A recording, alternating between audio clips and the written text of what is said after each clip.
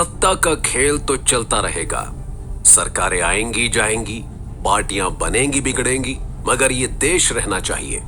Parliament को address करते हुए ये जो बात अटल जी ने कही थी, उस बात में ही एक नीयत छिपी हुई है, देशभक्ति की नीयत। बीजेपी ने कई लीडर्स आजमाए, हर किसी का ऑरा अलग था, लेकिन बीजेपी के हर एक कोर लीडर में एक बात समान थी, देशभक्ति का जज्बा। टॉप मोस्ट लीडर्स पर कभी भी करप्शन या एंटी नेशनलिज्म जैसे आरोप नहीं लगे। व्यापम के अलावा कोर लीडर्स के बारे में कभी कुछ साबित नहीं हुआ। पार्टी के हर एक लीडर ने अपनी कैपेसिटी में दुनिया के सामने देश की साख को और मजबूत करने का काम किया। इस बात का अनुमान इससे लगाया जा सकता है कि यूएन में बेनजीर भुट्टो को जवाब देने के लिए तब के ruling prime minister Narasimha Rao ने ऑपोजिशन में बैठी बीजेपी के अटल बिहारी वाजपेयी जी को भेजा था। तब की गवर्नमेंट को ऑपोजिशन बीजेपी के लीडर्स पर इतना भरोसा हुआ करता था, और उनके बाद प्राइम मिनिस्टर नरेंद्र मोदी जी ने तो दुनिया में भारत का नाम इतना ऊंचा कर दिया जिसकी इमेजिनेशन किसी ने न की होगी।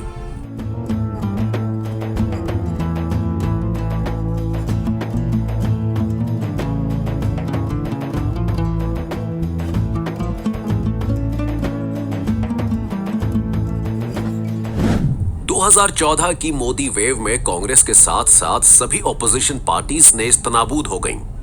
एक के बाद एक बीजेपी हर इलेक्शन जीतती गई। इतिहास में पहली बार बीजेपी ने रिकॉर्ड कुल 21 स्टेट्स में सरकार बनाई। इसमें उनकी इंडिविजुअल और कोएलिशन सरकारें शामिल हैं। इतने बड़े पैमाने पर कांग्रेस के अलावा और किसी पार्टी को कभी सक्सेस नहीं मिला था। मोदी है तो मुमकिन है का नारा सिर्फ आम जनता नहीं बल्कि बीजेपी पार्टी के लिए भी कारगर सिद्ध हुआ। हाउस द जोश? Hi sir. शायद ही कोई हिंदुस्तानी ऐसा होगा जिसने ये नारा ना सुना हो। हिंदुस्तान के इतिहास में पहली बार ऐसा कुछ हुआ था।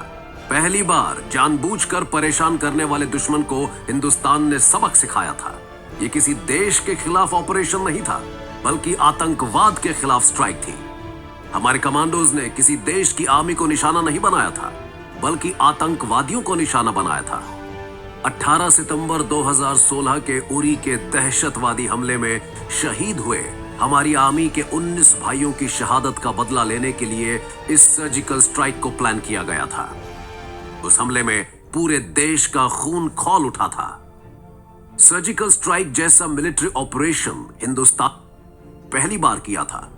हालांकि इसके बारे में अलग अलग थॉट्स हैं, लेकिन अहम बात यह थी कि दुश्मन को सबक सिखाने का जज्बा इंडियन गवर्नमेंट ने ही दिखाया था। यह ऑपरेशन बहुत ही सीक्रेट रखा गया था, बस कुछ गिने चुने लोगों को ही इसके बारे में जानकारी थी। काफी सटीक प्लानिंग के साथ कमांडोज इस ऑपरेशन के लिए मैदान में उतरे। पहले उन्होंने आतंकवादियों के ठिकाने की सारी जानकारी इकट्ठा की और फिर अचानक हमला करके उन्होंने सारे आतंकवादियों को ढेर कर डाला। मोदी जी को अपनी आर्मी और अपने कमांडोज पर पूरा भरोसा था। वो जानते थे कि हमारे कमांडोज मिशन अकम्प्लिश करके ही वापस आएंगे। फिर भी उन्हें अपने आर्मी के भाइयों की चिंता थी। उन्होंने मिशन पर जाने से पहले अपने कमांडोज से कहा था, मिशन अकम्प्लिश हो या ना हो कोई परवाह नहीं, बस आप लोग सुबह होने से पहले वापस लौट आना। मोदी जी चाहते थे कि किसी भी कमांडो को कोई नुकसान ना पहुंचे और ना ही उनमें से कोई शहीद हो। लेकिन इंडियन आर्मी के कमांडोज ने कच्ची गोलियां नहीं खेली थी। महज 10 दिन के अंदर 28 सितंबर 2016 को हमारे कमांडोज ने दुश्मन के बॉर्डर में घुसकर टेररिस्ट ग्रुप्स का सफाया कर दिया और ऑपरेशन में शामिल हमारे सारे कमांडोज बिना किसी कैजुअलिटी के सक्सेसफुली मिशन को अकम्प्लिश करके वापस लौट आए। नो डाउट ये इंडियन आर्मी का ऑपरेशन और इंडियन आर्मी का सक्सेस था, लेकिन यहां हम एक बात नहीं भूल सकते, वो है इंडियन गवर्नमेंट। इंडियन आर्मी एक प्रोफेशनल आर्मी है जो इंडियन गवर्नमेंट के एक्सेप्टेंस के बगैर ऐसा कोई कदम नहीं उठाती। भारत सरकार की विल और सपोर्ट यहां बहुत इंपॉर्टेंट है, और मोदी सरकार ने जो मादा दिखाया वो बहुत ही सिग्निफिकेंट बात है। 19 जवानों की शहादत पर मोदी जी ने कहा था, ये देश हमारे जवानों की शहादत ना तो भूलेगा और ना ही जाया होने देगा। मोदी जी ने जो कहा उन्होंने करके दिखाया। और इसीलिए कहा जाता है कि मोदी है तो मुमकिन है। मोदी जी एसेंशियल डिसीजंस लेते समय कभी भी डगमगाते नहीं हैं। अगर कोई इशू देश के लिए महत्वपूर्ण है तो वो निडर होकर उस इशू को एड्रेस करते हैं। ऐसा ही एक इशू था कश्मीर को स्पेशल स्टेट का दर्जा देने वाले आर्टिकल 370 का। ये एक ऐसा इशू था जिससे कश्मीर भारत से कटा कटा सा लगता था। आपको याद होगा कि मुरली मनोहर जोशी के साथ श्रीनगर के लाल चौक में तिरंगा लहराने जा रहे मोदी जी को आतंकवादियों ने जान से मार देने की धमकी भी दी थी। शायद इसी आर्टिकल 370 के कारण अलगाववाद और आतंकवाद को बैकिंग मिलती रही थी।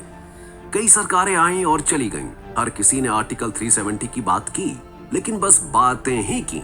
लेकिन मोदी जी ने आर्टिकल 370 को हटाकर कश्मीर को पूरी तरह से बाकी भारतीयों के साथ जोड़ दिया और यह भी साबित कर दिया कि जो वो कहते हैं वो करते भी हैं। जब प्राइम मिनिस्टर मोदी जी के फॉरेन टूर्स शुरू हुए तब किसी ने यह अंदाजा नहीं लगाया था कि दुनिया भर में भारत के प्राइम मिनिस्टर को इतना मान सम्मान दिया जाएगा। बाकी देशों के डेलीगेट्स मोदी जी से एक मुलाकात के लिए इतने आतुर होंगे, बाकी देशों के बिजनेसेस भारत में इन्वेस्ट करने के लिए इतना बढ़ चढ़कर हिस्सा लेंगे। लेकिन मोदी जी के मन में कुछ और ही प्लान था, make in India. Modi ji ने इंडिया के टैलेंट को प्लेटफॉर्म दिया। मुद्रा लोन और स्टार्टअप इंडिया जैसी पॉलिसीज से भारत के यंगस्टर्स को एक सही राह दिखाई और जॉब के लिए होड़ मचाने वाली मेंटालिटी से थोड़ा दूर लेकर गए। फिर आया करप्शन के खिलाफ मोदी जी का एक बोल्ड एंड ब्रेव डिसीजन, नोटबंदी। इससे पहले भी भारत में नोटबंदी हो चुकी थी, लेकिन मोदी जी की टाइमिंग और स्ट्रैटेजी दोनों अलग थे। हालांकि नोटबंदी से कितना लाभ हुआ ये बात सवालों के घेरे में है, लेकिन देश के लिए हर पॉसिबल स्टेप उठाने का वो जज्बा फिर एक बार नजर आया। छोटी छोटी लेकिन कॉमन इंडियन मैन की जिंदगी पर बहुत बड़ा असर करने वाली पॉलिसीज ने लोगों का दिल जीत लिया। Benefit direct to the beneficiary की पॉलिसी मोदी जी ने अपनाई। जो भी स्कीम हो, उसका जो भी बेनिफिट हो, वो सरकारी फाइल्स में ब्यूरोक्रेट्स के हाथ में न अटक कर अब सीधा लोगों के बैंक अकाउंट में जमा हो रहा था। हाल ही में दुनिया भर में जो कोविड-19 का संकट कहर मचा रहा था, उन हालात में भी सही समय पर एसेंशियल स्टेप्स उठाकर सरकार ने बेहतर परफॉर्मेंस दी। हालांकि इसमें स्मॉल वर्कर्स के माइग्रेशन और लॉकडाउन के कारण सारे काम ठप हो जाने की प्रॉब्लम बनी रही। लेकिन अगर वर्ल्ड पर्सपेक्टिव में देखा जाए तो भारत ने कोविड-19 को रोकने की सबसे बेहतरीन कोशिशें की थी। हमें ये बात भुलानी नहीं चाहिए कि दुनिया में कोविड की पहली वैक्सीन भारत में ही बनी। इतना ही नहीं, भारत ने ये वैक्सीन बाकी कंट्रीज को देकर मदद भी की, जिसके लिए दुनिया ने भारत का आभार माना। मोदी जी की छवि वर्ल्ड लीडर के रूप में इस कदर उभरी कि रशिया यूक्रेन वॉर के बीच जब सारी दुनिया ऑडियंस बनकर बैठी थी और सबको वर्ल्ड वॉर की चिंता सता रही थी, उस वक्त मोदी जी ने सबके सामने दो टूक कह दिया कि ये युद्ध का समय नहीं है। और अचरज की बात यह है कि उनकी बात को सुना गया, किसी ने आर्ग्यू करने का प्रयास तक नहीं किया। व्लादिमीर पुतिन जैसे दुनिया के सबसे ताकतवर देश के प्रेसिडेंट भी चुपचाप मोदी जी की बात इसीलिए मानते हैं क्योंकि पुतिन हो या बाइडेन, सब मोदी जी को फ्रेंड की तरह मानते हैं। और उनके इसी स्किल ने दुनिया में भारत का कद और बढ़ा दिया। विदेशों में भारतीय हो या फिर भारत में विदेशी, हर जगह मोदी जी का डंका बजता है। तभी तो मोदी है तो मुमकिन है। Modi high to Mumkin high.